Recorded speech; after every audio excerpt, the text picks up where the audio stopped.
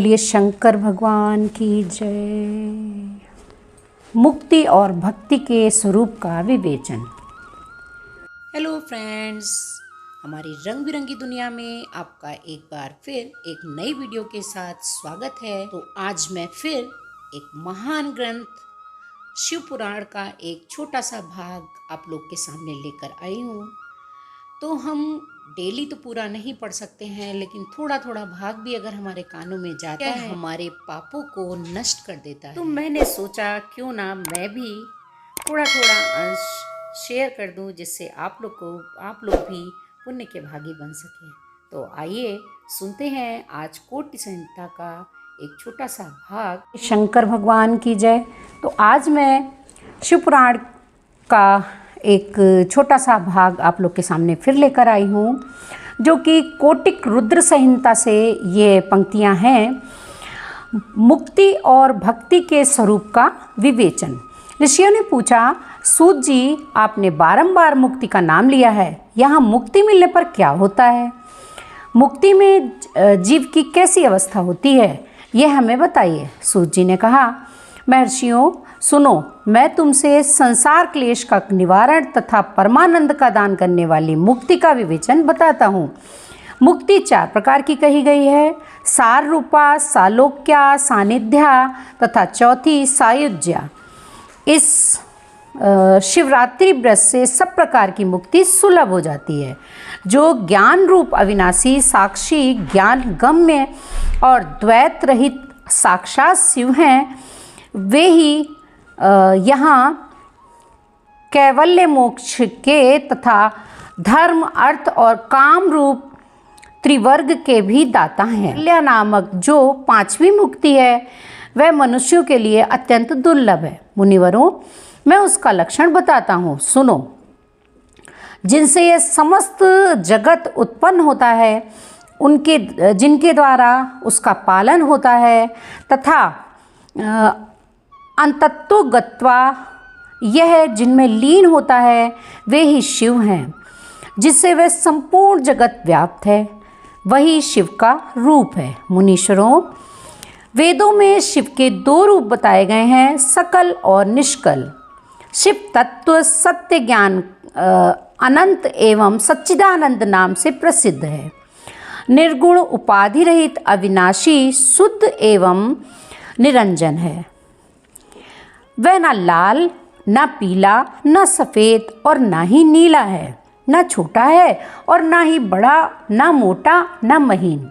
जहाँ से मन सहित वाणी उसे ना पाकर लौट जाती है, वह परम ब्रह्म परमात्मा ही शिव कहलाता है।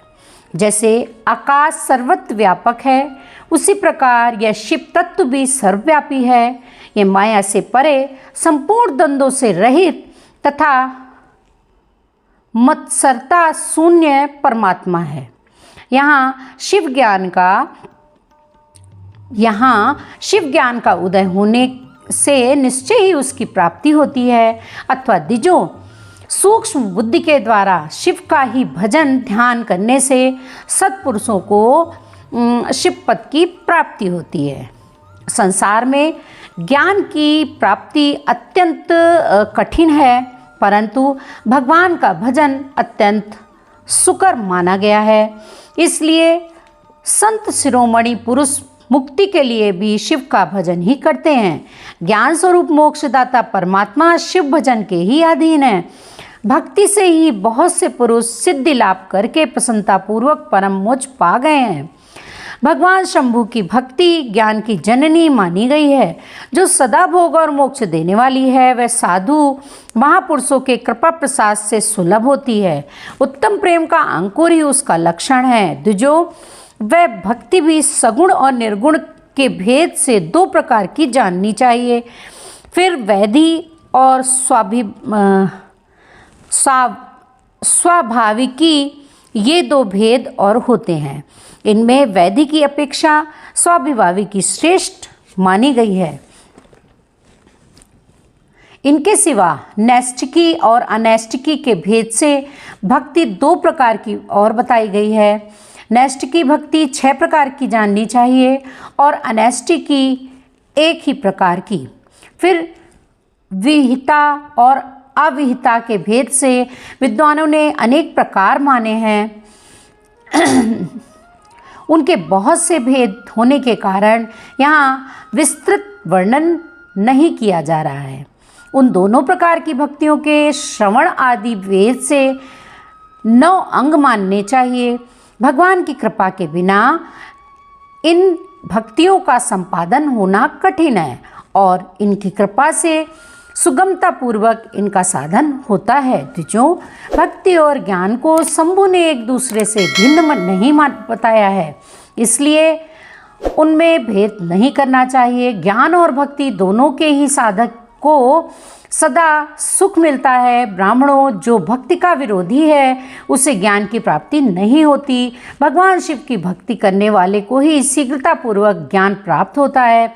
अतः मुनीश्वरों, महेश्वर की भक्ति का साधन करना आवश्यक है, उसी से सबकी सिद्धि होगी, इसमें संशय नहीं है। महर्षियों, तुमने जो कुछ पूछा था उसी का मैंने वर्णन किया है। इस प्रसंग को सुनकर मनुष्य सब पापों से निसंदेह मुक्त हो जाता है। बोलो शंकर भगवान की जय। इसके आगे मैं शिव, विष्णु, रुद्र और ब्रह्मा के स्वरूप का विवेचन सुनाऊंगी। सावन के महीने में शिव पुराण सुनने का विशेष महत्व है, तो थोड़ा भी सुनिए, थोड़ा भी पढ़िए। आपके लिए सभी पापों से मुक्ति दिलाने वाला ये शिव पुराण महाग्रंथ है। मेरे माध्यम से ही सही मैं आप लोग को सुना रही हूँ, तो आप लोग सुन सकते हैं। विष्णु, रुद्र, शिव, विष्णु, रुद्र और ब्रह्मा के स्वरूप का विवेचन। ऋषियों ने पूछा, शिव कौन है, विष्णु कौन है, रुद्र कौन है और ब्रह्मा कौन है? इन सब में निर्गुण कौन है? हमारे संदेह का आप निवारण कीजिए। तो सूत जी क्या कहते हैं? महर्षियों, वेद और वेदांत की विद्वान ऐसा मानते हैं कि निर्गुण परमात्मा से सर्वप्रथम जो सगुण रूप प्रकट हुआ उसी का नाम शिव है। शिव से पुरुष सहित प्रकृति उत्पन्न हुई है। इन दोनों ने मूल स्थान में स्थित जल के भीतर तप किया। यह स्थान पंचक्रोशी काशी के नाम से विख्यात है, जो भगवान शिव को अत्यंत प्रिय है। यह जल संपूर्ण विश्व में व्याप्त था। उस जल का आश्रय ले योग माया से युक्त श्रीहरि वहाँ सोए। नार अर्थात जल को अयन यानी कि निवास स्थान बनाने के कारण फिर नारायण नाम से प्रसिद्ध हुए और प्रकृति नारायणी कहलाई। नारायण के नाभि कमल से जिनकी उत्पत्ति हुई वे ब्रह्मा कहलाए। ब्रह्मा ने तपस्या करके जिनका साक्षात्कार किया उन्हें विष्णु कहा गया है। ब्रह्मा और विष्णु के विवाद को शांत करने के लिए निर्गुण शिव ने जो शिव रूप प्रकट किया उसका नाम महादेव है। उन्होंने कहा, मैं शंभु ब्रह्मा जी के ललाट से प्रकट होऊंगा। इस कथन के अनुसार समस्त लोगों का अनुग्रह करने के लिए जो ब्रह्मा जी के ललाट से प्रकट हुए उनका नाम रुद्र हुआ। इस प्रकार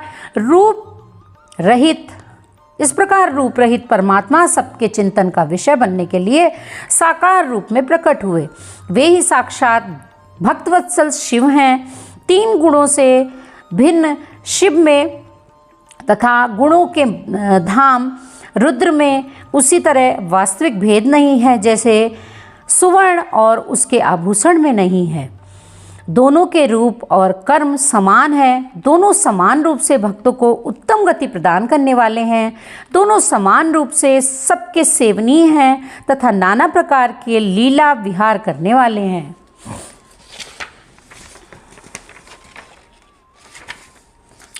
पराक्रमी रुद्र सर्वथा शिवारूप ही हैं। वे भक्तों के कार्य की सिद्धि के निमित्त विष्णु और ब्रह्मा की सहायता करने के लिए प्रकट हुए हैं। अन्य जो देवता जिस क्रम से प्रकट हुए उसी क्रम से लय को प्राप्त होते हैं, परंतु रुद्रदेव उस तरह लीन नहीं होते। उनका साक्षात शिव में लय होता है।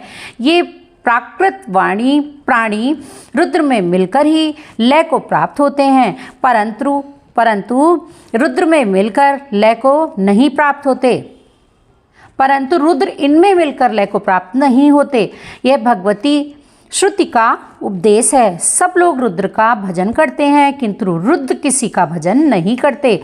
वे भक्तवत्सल होने के कारण कभी कभी अपने आप भक्तजनों का चिंतन कर लेते हैं। जो दूसरे देवता का भजन करते हैं वे उसी में लीन होते हैं, इसलिए वे दीर्घकाल के बाद रुद्र में लीन होने का अवसर पाते हैं। जो कोई रुद्र के भक्त हैं वे तत्काल शिव हो जाते हैं, अतः उनके लिए दूसरे की अपेक्षा नहीं रहती। यह सनातन श्रुति का संदेश है। जो अज्ञान अनेक प्रकार का होता है, परंतु विज्ञान का एक ही स्वरूप है, वह अनेक प्रकार का नहीं होता। उसको समझने का प्रकार मैं बताऊंगा, तुम लोग आदरपूर्वक सुनो। ब्रह्मा से लेकर तृण पर्यंत जो कुछ भी यहाँ देखा जाता है वह सब शिव रूप ही है।